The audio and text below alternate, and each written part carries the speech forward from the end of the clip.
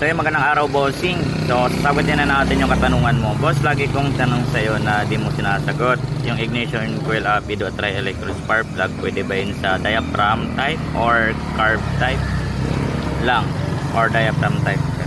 So ayan mga lodi, sagutin natin si Idol. So ito mga idol, yung apido at saka yung tri-electrode. So pwede to sa mga carb type, diaphragm type. So maliban lang sa FI mga lods. So maliban lang po sa FI mga lodi, yung itong apido ignition. Pagdating naman sa spark plug natin lods, so universal po yan, mapa FI man yan or carb type, ay pwede ito mga lods. Sa scooter meron din tayo dito yung sa may tri-electrode spark plug. Ito mga lodi, para lang sa mga FI ay hindi pwede kung FI ka. So diaphragm man yan or